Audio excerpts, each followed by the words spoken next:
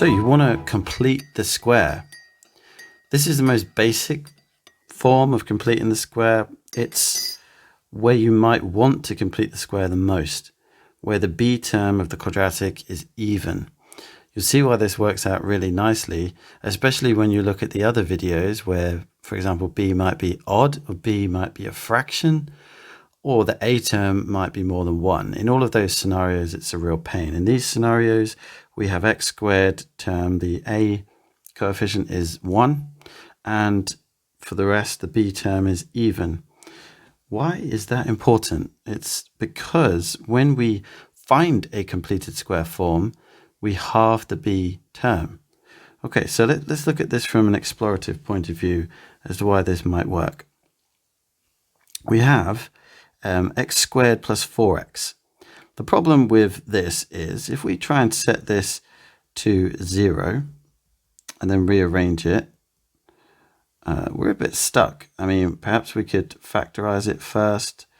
So we have x plus 4, but we can't isolate an x to be on its own. It's not really ideal, but if we complete the square, we put it in a form where we have just one x, we can solve it by rearranging. It's a very unique property. So let's have a look at what might be a good start point for that. Typically, when we are expanding the brackets, we have two of the same term multiplied together. So a good start point for this is to take the b term, which is the number in front of the x, and halve it, and put it in a bracket of this form. So we have x plus 4 over 2, which is 2 all squared. Just to prove how good this is, we'll expand it just this one time before we turn it into an algorithm. If we expand this, we get x squared, looking good, plus 4x, even better. This is a great guess, right?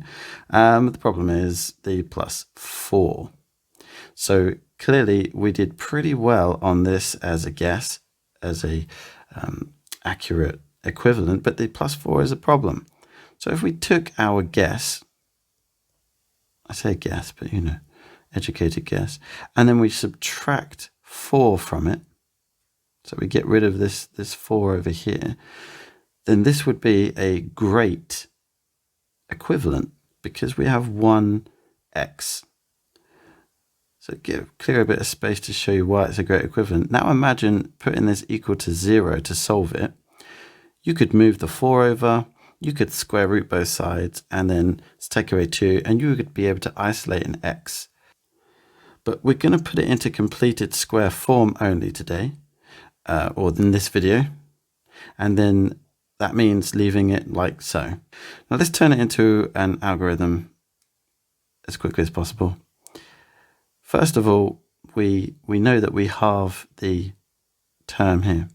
But how was this term found last time? Well, when we expanded the brackets, it was the number in the bracket, which is the 2, that was multiplied by itself. And that's what ended up being too much. So one of the first steps, which makes this whole process quite straightforward, is we just subtract the number that's in the bracket squared. That will complete the square. And we end up with it being takeaway every single time. Because when you square what's in that bracket, even if it's a subtract, it's going to be taken away. It's going to be a positive. So we have to take away that magnitude, that number. So let's see how this plays out with a different question. We have difference here of a number. So there's an interaction here that we need to consider.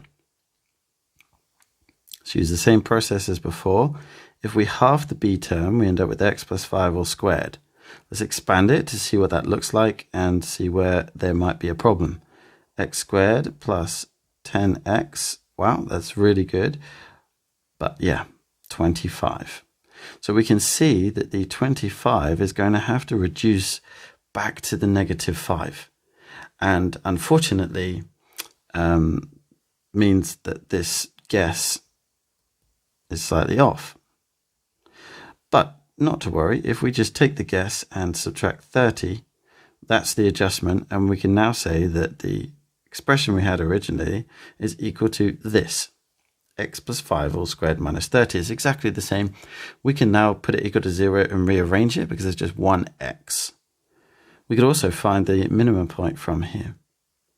But this isn't exactly the algorithmic way of doing it. This is sort of intuition. This is you figuring it out and seeing what the difference is.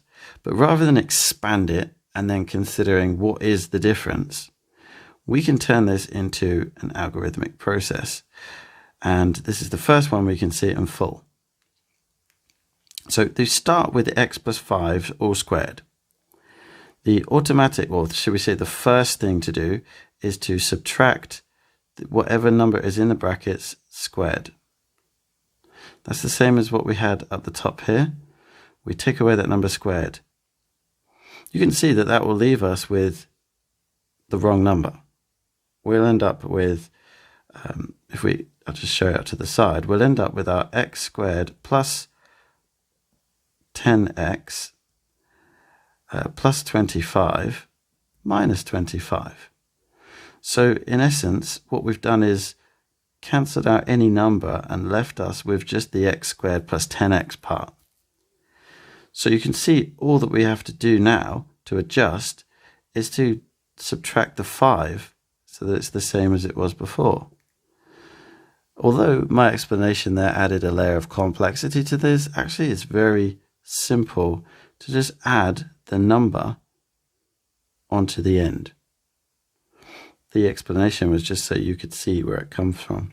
The last thing to do is to just tidy it up. So we have x squared, we're going to subtract 25, and then we're going to subtract another 5. We end up with negative 30, and this is what we got the first time. So that's a really good proof that we did it correct. Let's look at the last example now, and we'll do it in full flow. It's actually the first time we see a negative as well. So see what happens there if you're wondering what happens when the negative is involved. Well, we halved that negative 20, so it would be x subtract 10 all squared.